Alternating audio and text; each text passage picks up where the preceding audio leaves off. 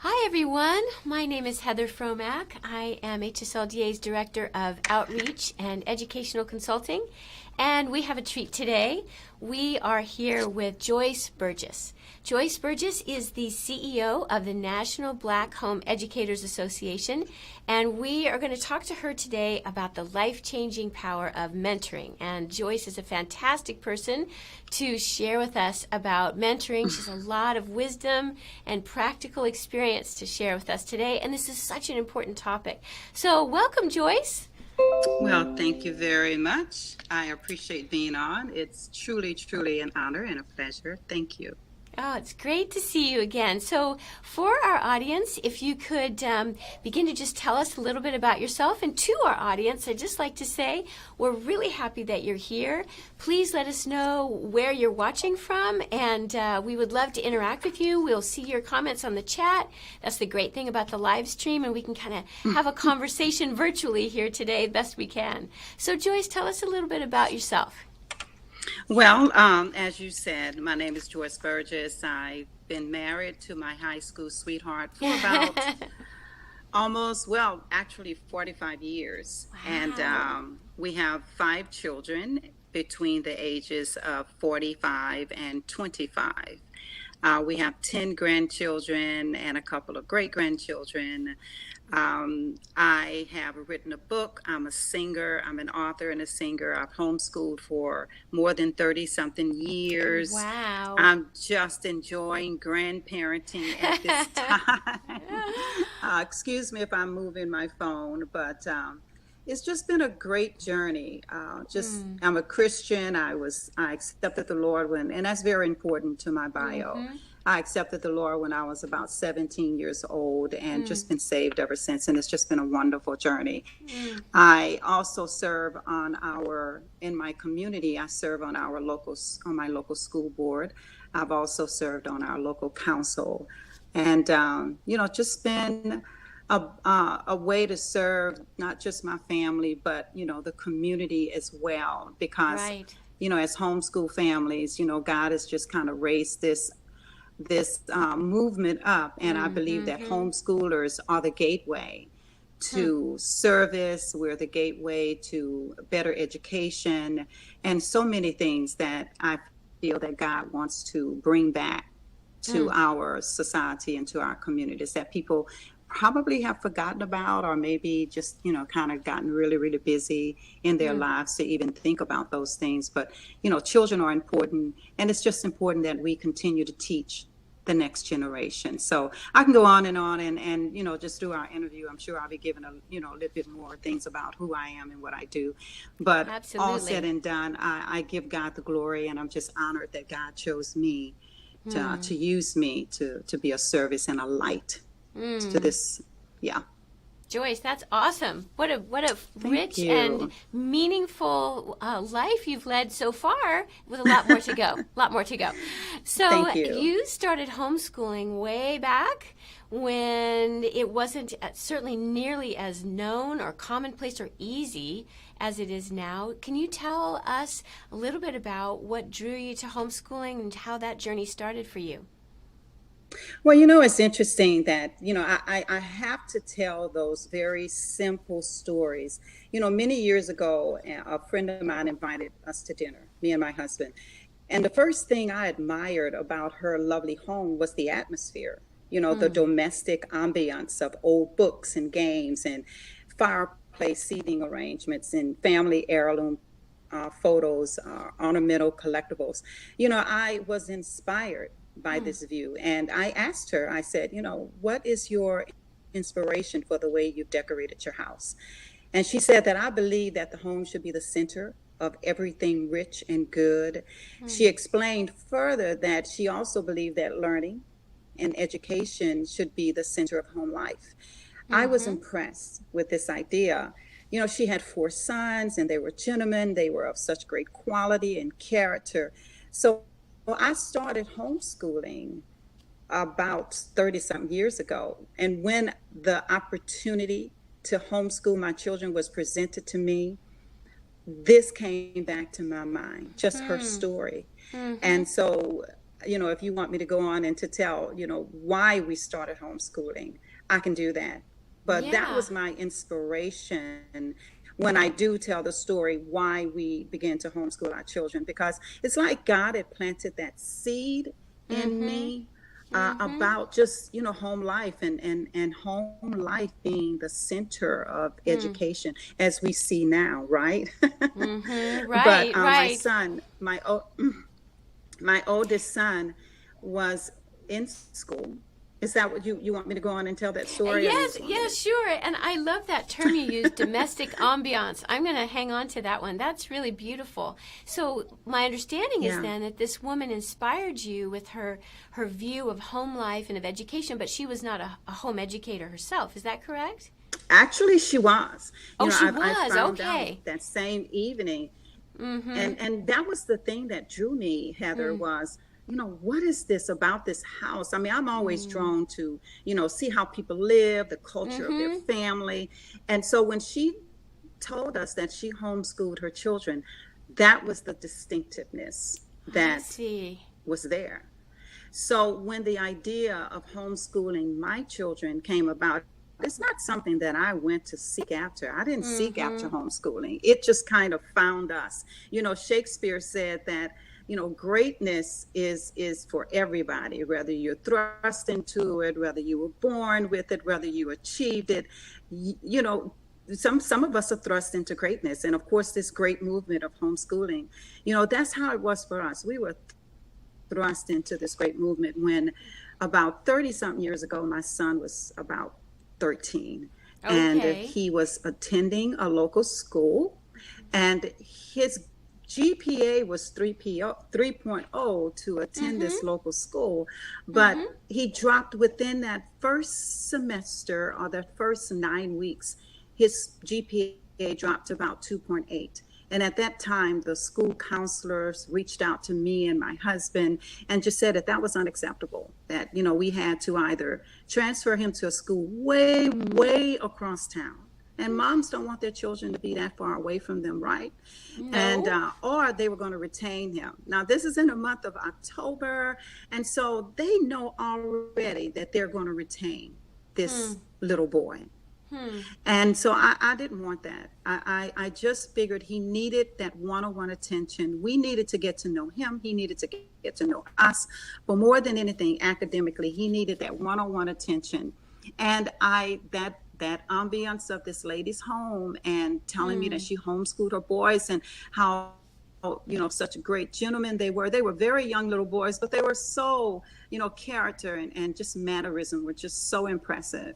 And Hmm. so I reached out to my church to see if there was any homeschool families, because my friend has since then moved out of my city, and there were many homeschool families. And I got in touch with a homeschool mom who just took me under her wing. She mentored me, actually. Hmm. She took me under her wing for years and taught me the basics and the simplicity of not just academics, but of family relationships. And Right. so we Right. started homeschooling our son at that moment.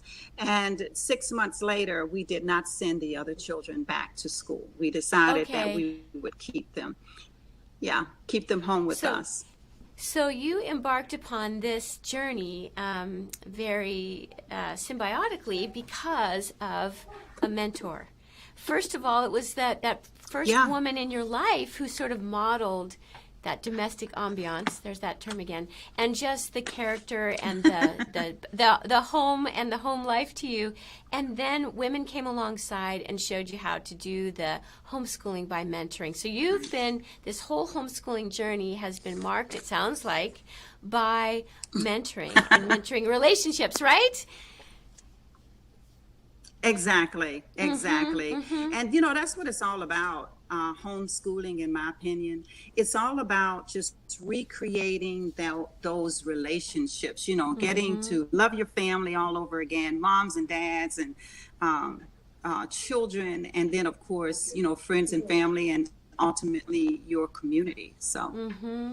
So but can you it's been tell a a little great bit? journey. I can honestly say. I'm sorry for the Go delay. ahead. I apologize for interrupting you.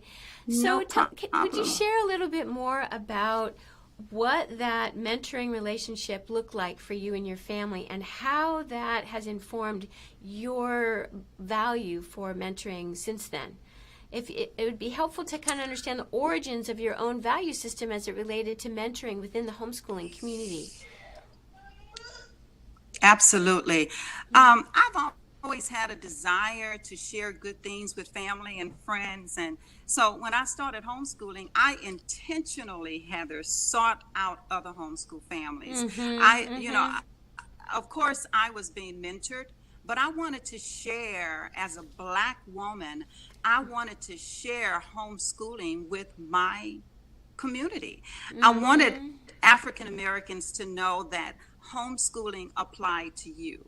When I think about my husband and I traveling all over the country, and we didn't see many African Americans homeschooling, and that was a concern for us, because we're thinking, this is great.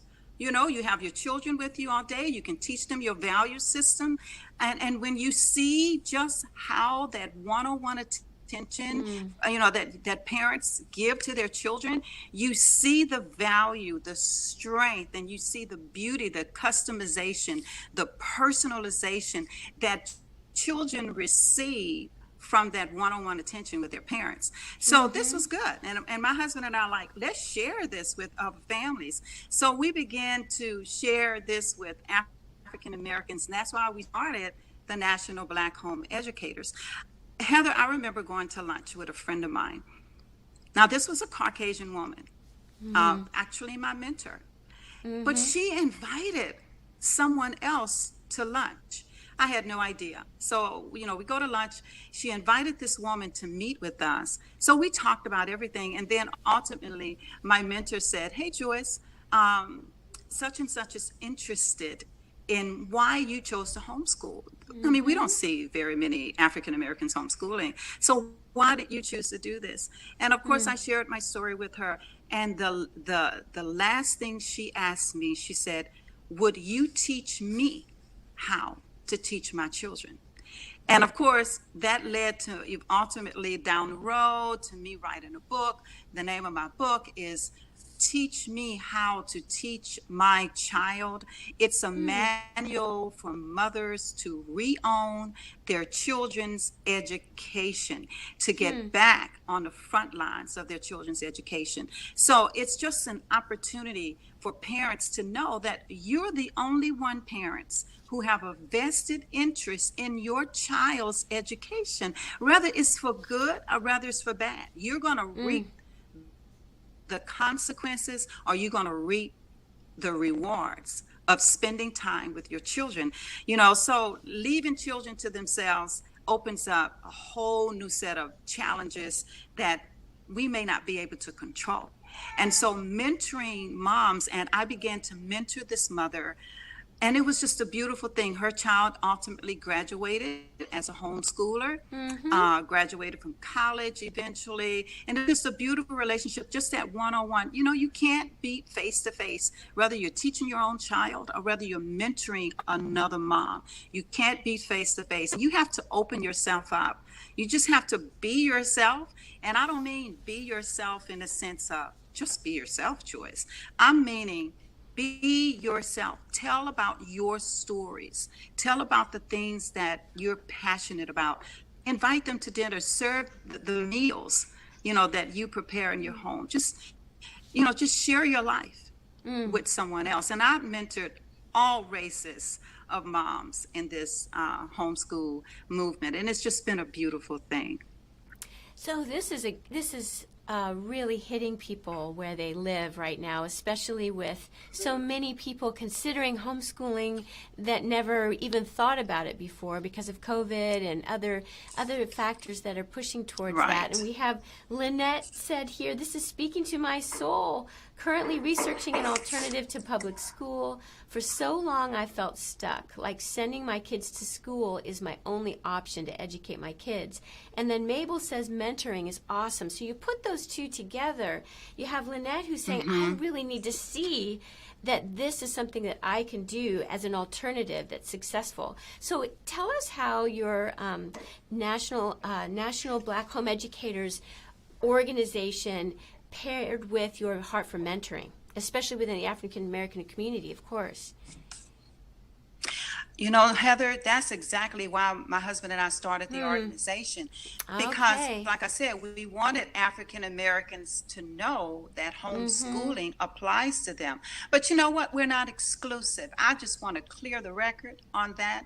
The National Black Home Educators, like my husband likes to say, it is a lure, you know, because some things are already understood. Homeschooling, just the very term homeschooling, is not understood that African Americans or Black Americans do this. So we started the National Black Home Educators. It's an organization that empowers parents to educate their children. We pair homeschoolers, veteran homeschool moms like myself, with new homeschool moms, because even in this time, you probably homeschooled all your children. I'm done, but we still have a role to play, because a lot of young homeschool moms, they're focused on academics, but academics, in my opinion, only make up about 30% of your homeschool environment. You know, I think about what my mentor told me. One day I went to her house. I was crying my eyes out, Heather. And even if I think about this now, I'll probably start, just crying, because, it seems like I can't teach. I have two older boys and three younger daughters, and the boys are throwing paper, or, they're not getting up. They have attitudes and dispositions. So I just jumped in my car. This was the day my husband was home. I just jumped in my car and I ran to my mentor's house, and I was just at her door on my knees. I'm so serious, y'all. I was at her door on my knees. When she opened the door, she looked straight, and then she looks down. And she's like, Joyce, what's going on? Wow. I said, I just don't know what to do. I want to put him back in school. My husband is no help. He's no encouragement to me. She said, Joyce, homeschooling is not your entire life. It's just a part of your life. And of course, eventually she began to break that down to me. But I want homeschool moms to know that part of your life that's homeschooling, give it your all. I gave homeschooling every day. It's not just academics. It's how you spend time around the dinner table. It's how you travel, with your family. What do you do when you travel with your family? It's how you love your husband, moms. It's how husbands love the wives. That's called education. That's why my friend said to me, she said, Joyce, I want my home to be a center for everything, for love, center for education. And so having said that, it's all about relationships. It's all about, sure. And that's the role that veteran homeschool moms play, is to encourage these new homeschool moms that, it's all about the relationship that you have, that you will have with your children. One of my philosophies was to nurture the children, to nurture and train the children that I want to spend time with as adults. It's been so, we're meant, your first mentor, moms and dads, is to mentor your children. That's so right. As I share these little tidbits with moms, let's just keep it strategic. Let's just keep it intentional, and you don't have to burn yourself out. We're here to help you with these little bitty tidbits, but recognize that academics only makes up about 30% of your homeschool environment. Now, that's my opinion. Well, that's a great perspective to realize and to point out that homeschooling is a lifestyle. It's a mentality. It's a mindset, and it doesn't happen all at once. We don't absorb all of that all at once, which is what you're saying is so important about the relational aspect of mentoring, because relationships emerge, they evolve, they grow, and as that grows, you can help that person you're mentoring, or even that synergistic relationship the mentee and the mentor have with each other, to support one another. So how have you enabled mentors and mentees to find one another? That's something you mentioned about your organization, and we even had a couple of people mention here, oh my, I would love to have a mentor. How does that happen? And what kind of success have you had with that too? Very, very successful. Mm. One of the things I encourage someone who's looking for a mentor, I'm just kind of in a gracious kind of boldness about me. If I see someone, like I can think about a really, really good friend of mine. I went up to her one day and I said, I love your life. Those were my simple words to her. I said, I love your life. I'm impressed with your life. Would you mentor me? Good for She you. can either say yes or no.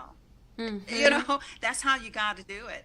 Mm-hmm. She said, I would, she said it would be my honor, and so we've had this 30 something year long relationship. We're in and out of each other's houses even today.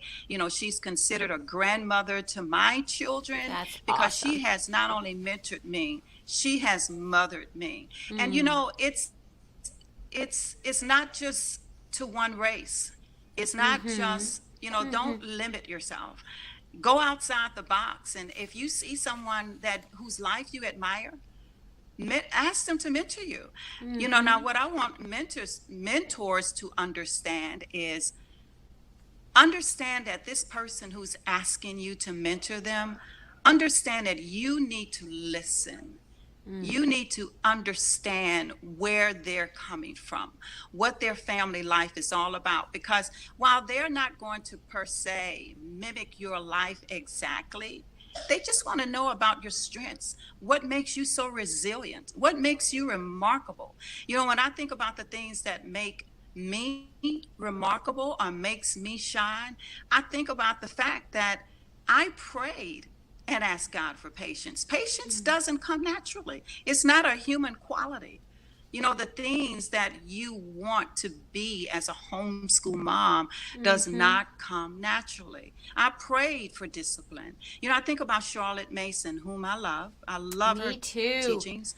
She talked about the importance of habit, the importance of discipline. And so Heather, so as a mentor, understand that when these ladies come to you, or fathers, when these young men come to you and ask for mentorship, understand where they're coming to, get into their world, and understand that you're not trying to recreate yourself.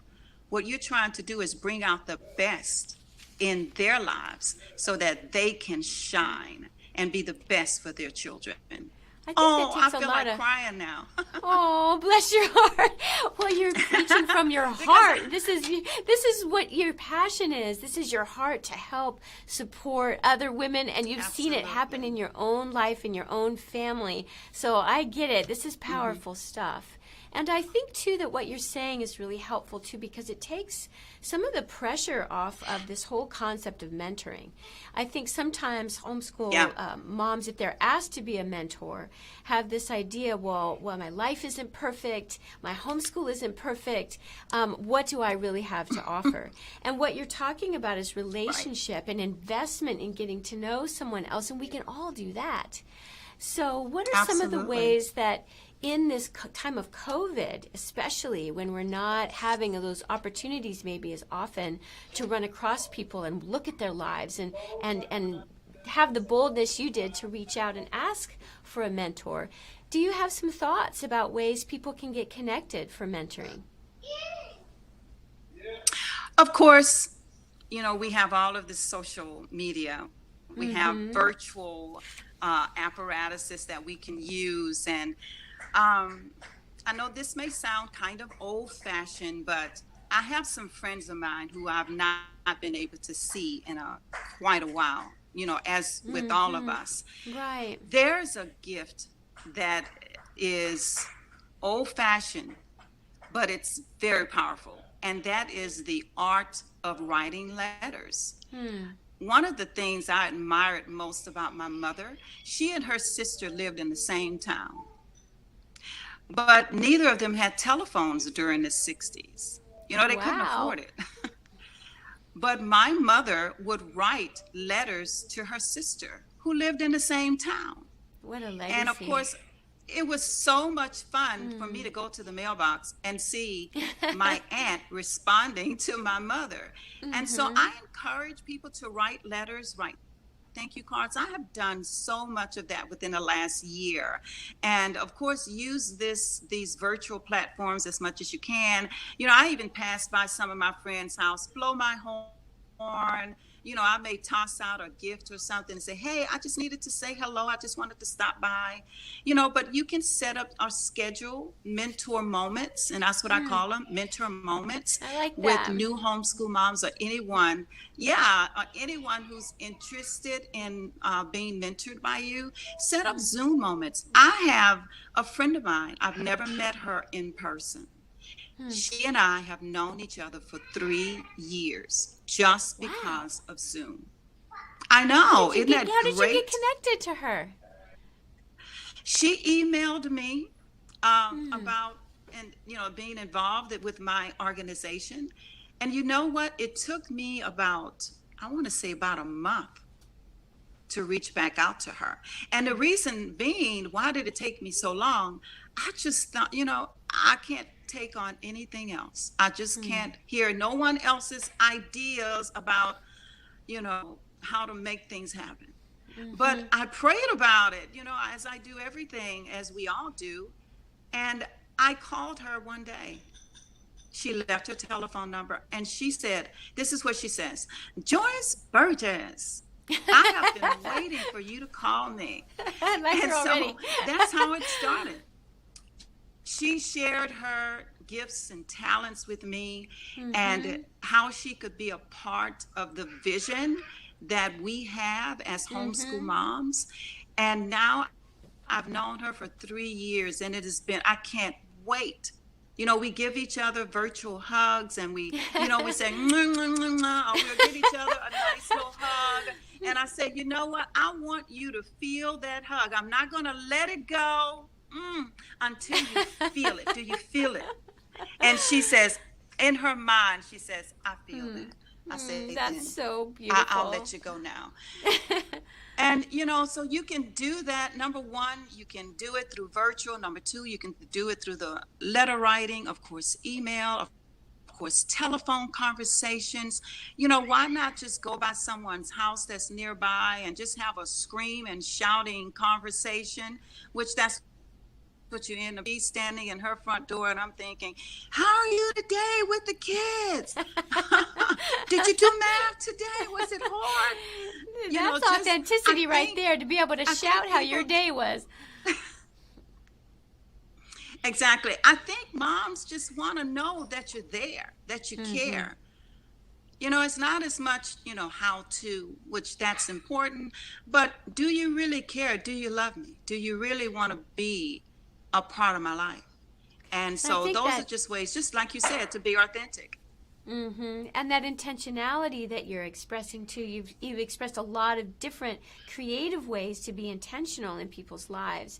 And I think that's the part of the challenge in our community and our culture, but also too, just to have the courage to be able to say, I need this, or I would like to offer this relationship, and begin stepping into people's lives takes a lot of forethought and intentionality like you're expressing. And Natalie has said, Joyce, this is the direction I've been praying about, officially offering mentoring. As a veteran homeschooler, we mentor all the time, but to actually see it as a calling is completely different. How is it different to have it as a calling on your life like Natalie's bringing out versus just something that you do? How would you express the difference in those two perspectives? Oh, that's interesting. There's a scripture in the Bible that says that the older woman or the more experienced woman should reach out to the younger women, and it gives those things that he wants us to do. If you feel that's a calling, if you're passionate about what you do, then I believe that that's a calling. I really do. I believe that, like me, it is so natural for me to mentor someone. To be honest with you, I don't know if there's any particular difference, because if you're a mom and you share your life with your children, different aspects of your life with your children, I think you would be willing to mother anyone. I think about what Greg Harris said. Greg Harris talked about an embassy of, oh my gosh, what did he call it? He called it an embassy of service. Mm-hmm. And he called us city mothers and city fathers. And you know how we are to be that example. It is a calling from God, but it's also a passion.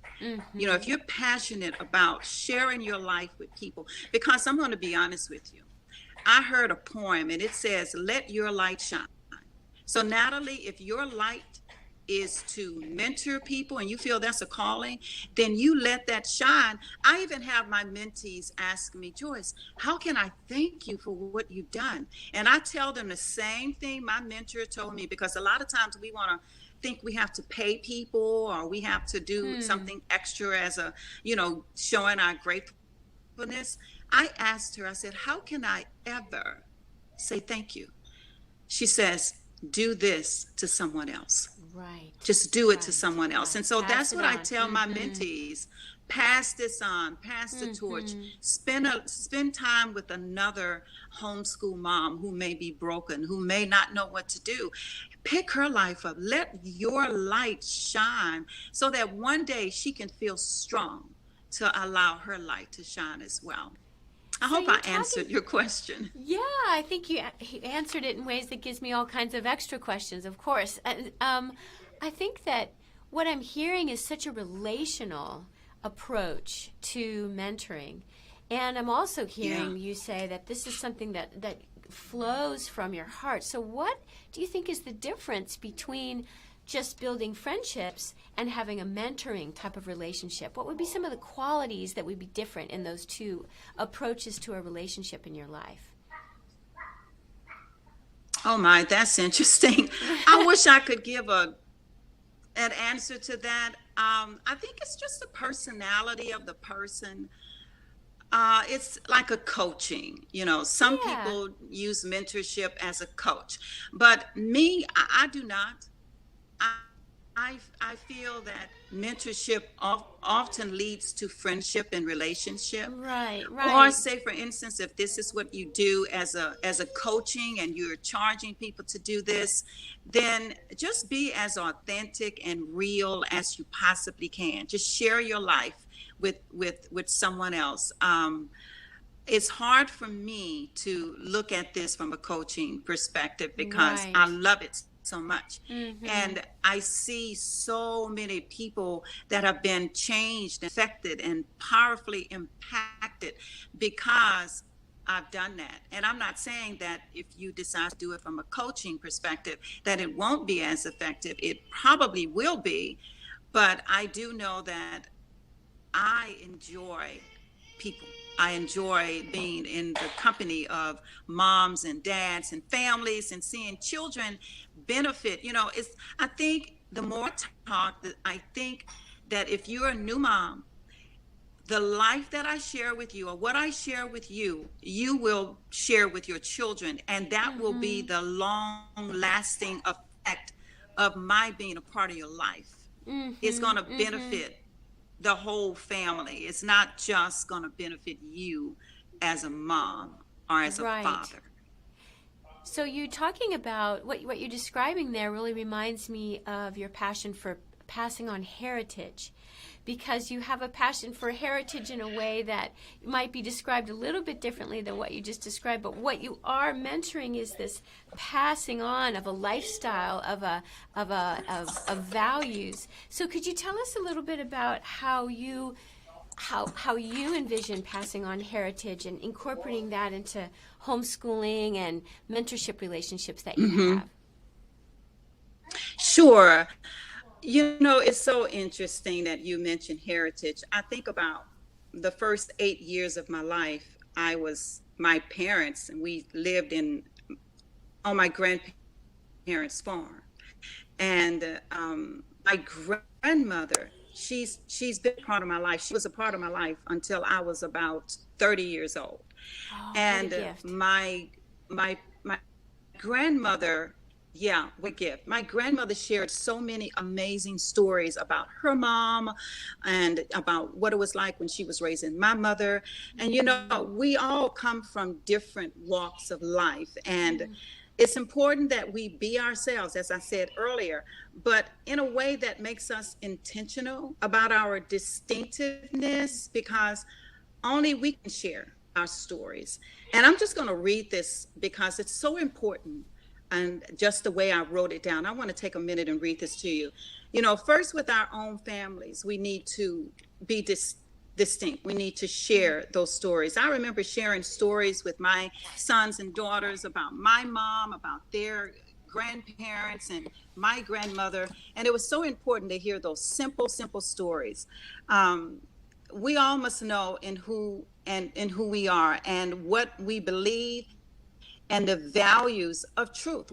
Our children need to know what's important to you. What was important to my grandmother was God. She was the one who shared the Lord with me. That was important to my grandmother. And to teach me my prayers at nighttime, the Our Father prayer. That was very important. The heritage of teaching children from one generation to the next. You know, I think about as a Black mom, my children know the stories of my family. My daughters are strong and gracious because I've shared the challenges and the successes of the beautiful women in my family. We stand on their shoulders.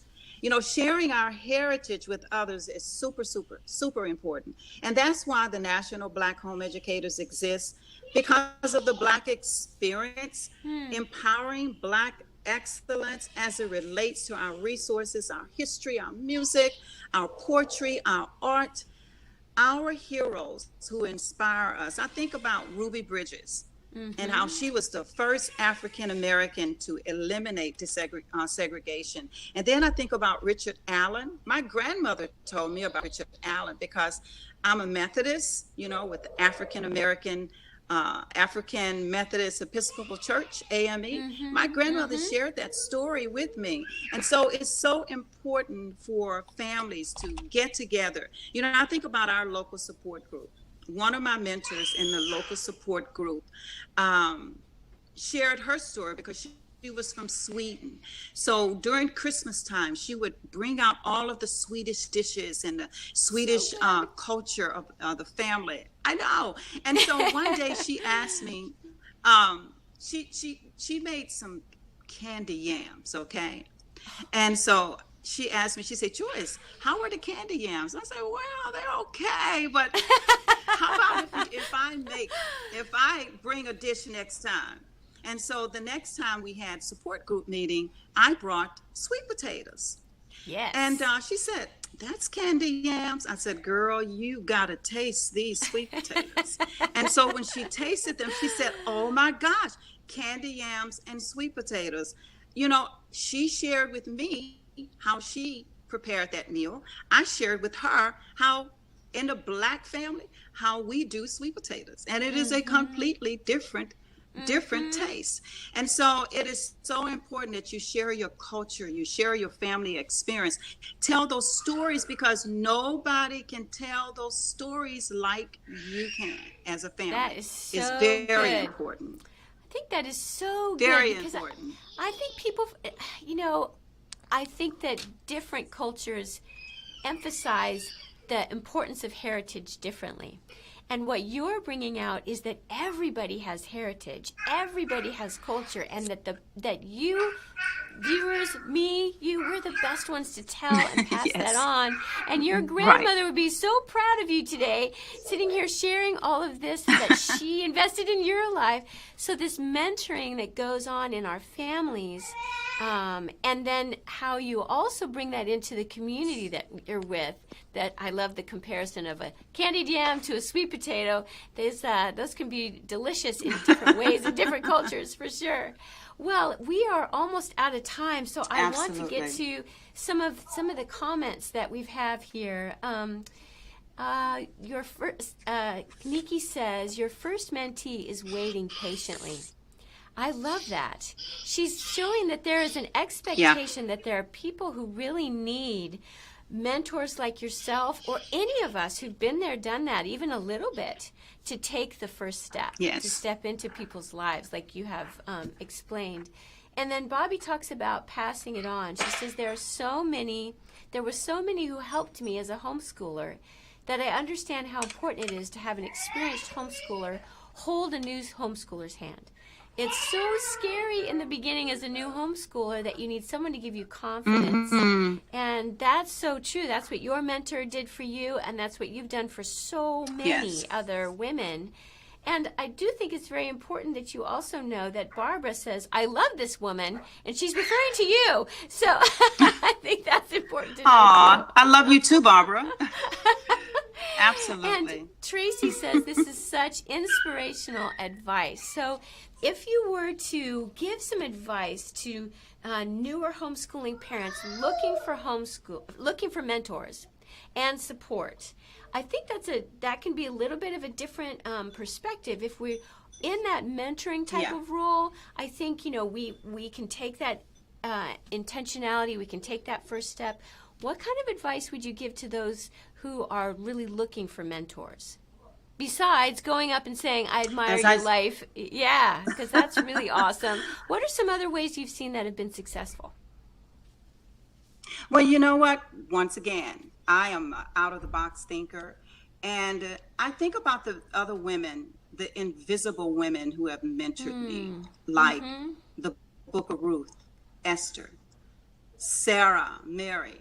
These women mentored me in ways that just solidified my spirituality and my walk with Christ.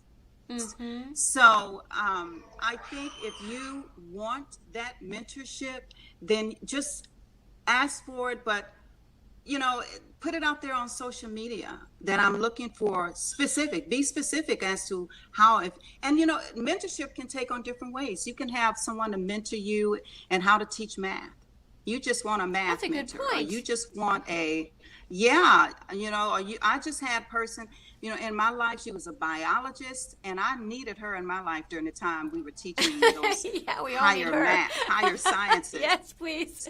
And so just, I don't think that we can just get away without just putting yourself out there and asking someone, because how else would people know that you want to be mentored unless you ask? And like you said, there is a difference in being in a part of a support group. You can go and go on field trips, go to used curriculum sales or conferences. But I still felt alone in the midst of, I remember when we were having the conferences, I still felt alone at my first 5 conferences I attended, homeschool conferences. I felt so alone in the midst of all of those people. And that's why I had to just come away and say, what, I'm just going to ask someone. If someone matches your values or someone matches what you may lack, then you may have to say, how do you do this? And people are happy to share their stories. That's people so love true. Talking about themselves.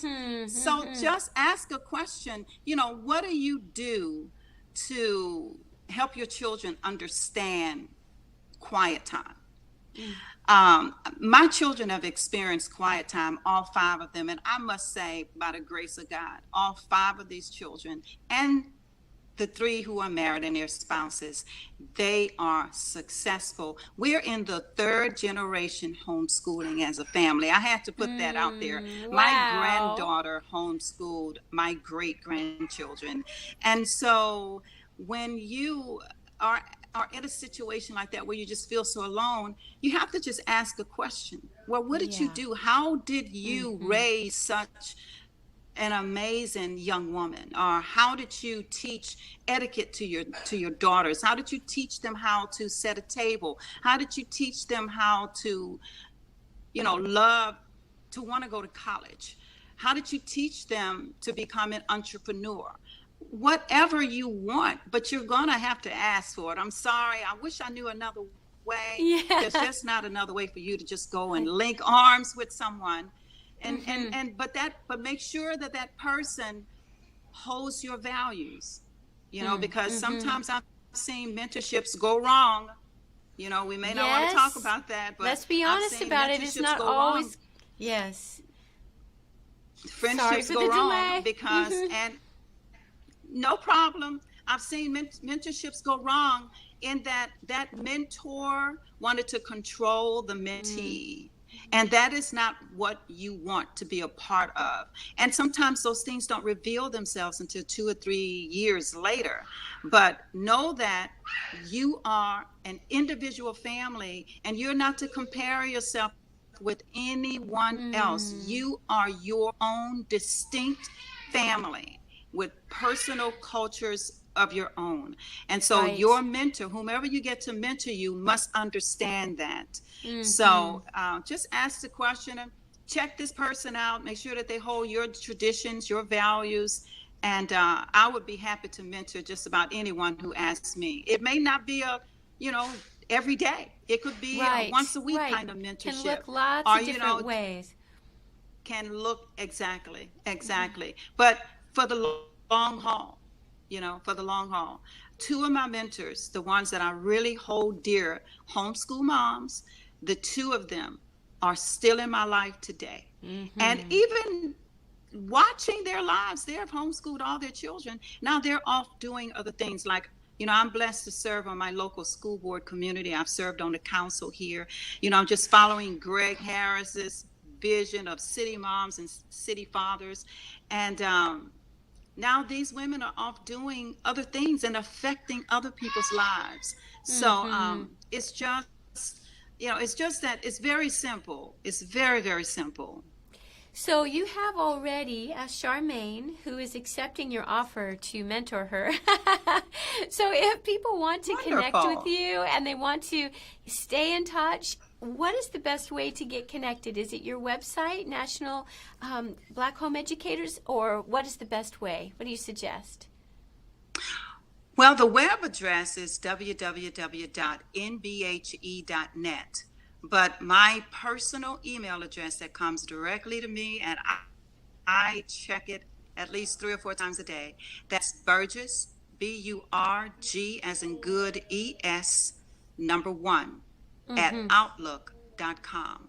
Burges 1, B as in boy, U-R-G-E-S as in Sam, 1, not the symbol, 1, at outlook.com. That is pretty amazing that you're putting yourself out there like that. I think that's fantastic. And I think that we would be remiss if we didn't cover one last thing before we wrap up. One of the comments here said, I myself started a Facebook group for homeschoolers of color in the same year because the thought was that we don't homeschool. I'm like, we do, and I'll help any way I can. And I think that it would be really awesome for you to speak into that as relates to homeschoolers of color in the African American community. What are some unique perspectives that you'd like to share in that regard? Because I know that's a big part of your heart. I'll try that. Give it a try. Yeah, it is. Sure. One of the things that was challenging for me as a homeschool mom was finding another African American homeschool mom. And when my children would come up to me and they'd ask the question, Mama, are there any Black children that are homeschooling? And my answer to them was, you know what? I'm sure there are more Black families homeschooling. We just need to ask God to show us where they are. And so as we traveled across the country, we may have run into one here, one there, and got to know some of them and share their experiences. Another thing, too, is a challenge is curriculum. Finding that curriculum that gives us a beginning to where we can strategically teach our children. And as we were talking earlier, it's not up to anyone else to write our stories. That's why I have written supplemental curriculum for African Americans that includes the contributions of Caucasian Americans as well. I'll give you an example. Eleanor Roosevelt, who is a remarkable woman, she's one of my heroes. One of the things Eleanor Roosevelt did was she invited Marian Anderson to sing before the Lincoln Memorial before 75,000 people.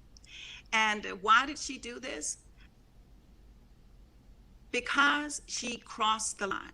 She invited Marian Anderson to the table. So that's a lot of African Americans need. They need to be invited to the table of some of these curriculum publishers, because while you may think just learning about Frederick Douglass, Sojourner Truth, Harriet Tubman, Booker T. Washington is enough, is necessarily enough. And so we've learned about Ruby Bridges. We've learned about the 54th Massachusetts. So that's, those are, curriculum is challenging for us. It's also challenging when we, want support and we go into these conferences and they're not African American speakers. I'm a 30-year veteran homeschool mom, and guess what? I'm not the only African American who's been homeschooling 20 years or more. And so we make great speakers. And our children have been just as successful. And, so those are some of the challenges that we found. And I think one of the biggest challenge is just knowing that our stories need to be told. And so I've taken it upon myself. It is my responsibility to tell my story. It is my responsibility to let you know that not only do I love Little House on the Prairie and Anne of Green Gables and Pride and Prejudice, but I also love Joyce Carol Thomas's book, The Black of the Berry. I love, reading stories about Addie, who was a little young girl during slavery days, and how she and her family migrated to the North. I love reading those stories. And so there's so much out there historically and, art-wise. I have a one of my daughters is an artist. And when I taught her, and if you look behind me, you will see her picture. Is that her? Yeah. I've been admiring that from afar. Is that her painting? Yes. It's a painting, actually. I was trying to see if I can get a little closer to it. But yeah, it's a painting. But I taught her the works of Henry Oswald Tanner, who is an artist. He's a Christian artist. I know you've heard of him. But see, these are the things that a lot of people don't know. And then another thing, too, Caucasians need to know about the Black experience. They need to, just like I can talk about Little House on the Prairie, Anne of Green Gables, Caucasians need to be able to talk about others than just the normal five. They need to be able to talk about John R. Lynch, who was the first congressman out of the state of Mississippi. They need to be able to talk about, other African Americans in science, in history, in poetry, like Ann Spencer, who had a son. His name was Chauncey Spencer. He was a Tuskegee Airman out of Lynchburg, Virginia. And so he lived there until he was in his late 90s and passed away. So these are the stories that we all need to tell, the integration of all of our stories, because all of us have great contributions to make. So but you know what? true. As an African American, it is my responsibility to tell my story. And as often as I get a chance, that's what I do, and to write it. Good for you, Joyce. That's awesome. What a way to close. Thank you. My last question for you is going to be brief. Where would people who want to be more intentional about bringing those stories into their lives, their homeschools, their curriculum, and where would people find that? Do you have some resources that you could point people to? I do. Actually, I encourage people to become a member of the National Black Home Educators. As I said, our web address is www.he.net. But you can also go to Joyce, Joyce, middle initial M, Burges.com. And the resources are there. You purchase those resources and you download them right away. And it just gives you a list of poets, of African American poets. But you know what? I believe in integration. So I not only mix African American poems, but Caucasians, because I can't get away from Beecher's Powder. I absolutely love Beecher's Powder, and Robert Louis Stevenson and his works. Right. And, just mixing those and pairing those with, African Americans who are great. And so those two websites. And if someone emails me, I would be happy to send as a bonus, for this show today, as a bonus, I would be happy to send you my resource art, my art resource, artists, African American artists. You will be amazed at the artists. So if you email me at burgess1@outlook.com, I'll be happy to send you that resource. And also my book is available, Teach Me How to Teach My Child, at Amazon.com. Just type in Joyce Burges's book, and it's Burgess with one S. That's available as well. Joyce, thank you so much. What a rich conversation this has been on so many levels, and hopefully you can go back and see all the comments. And I love how Natalie said that is true diversity, when we as people can all speak comfortably and knowledgeably about other famous people who have made America great, like Joyce Burges, for example. So thank you so much for joining us and for making yourself available. And thanks everybody for joining us together for this great conversation. Please do share it with others that you think might benefit, and get out there and build those mentoring relationships. They're so important. Thanks everybody. Until next time. Bye-bye. Bye-bye. Thank you, Heather.